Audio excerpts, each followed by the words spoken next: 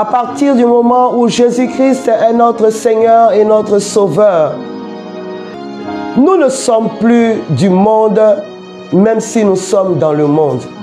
Et je voudrais que quelqu'un m'écrive cela. Je ne suis pas du monde, mais je suis dans le monde.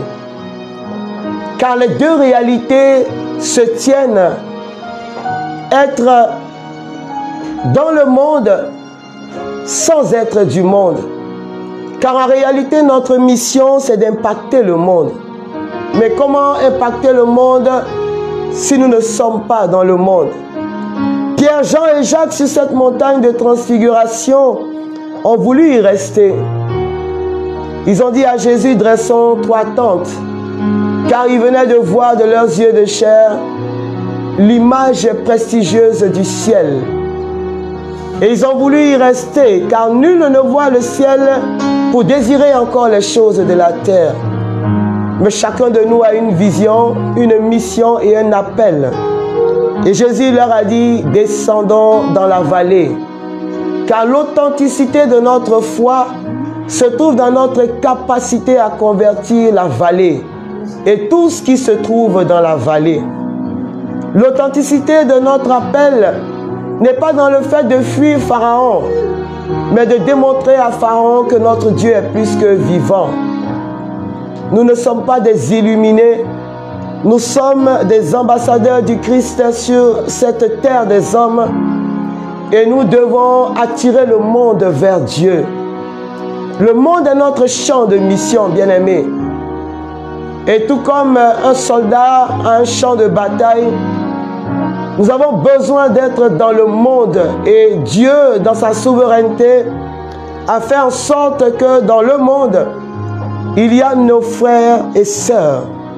Il y a ceux qui connaissent la parole, mais qui ont du mal à la mettre en pratique. Il y a ceux qui n'ont jamais entendu parler de Christ et qui refusent totalement.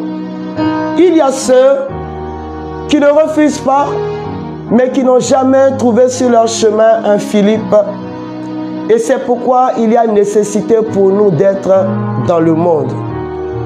Le monde est le lieu de la manifestation, de la preuve de ce que nous sommes envoyés par Dieu, envoyés de Dieu.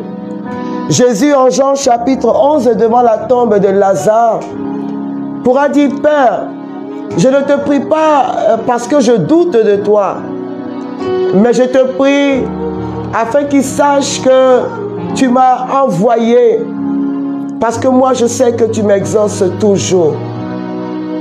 Le monde pour nous est l'exercice de la vérité, le lieu de l'exercice de la vérité. Le monde pour nous est le lieu du témoignage. Le monde pour nous est le lieu de la qualification pour le ciel. Car c'est dans le monde que nous avons à éprouver notre chair et à éprouver notre foi.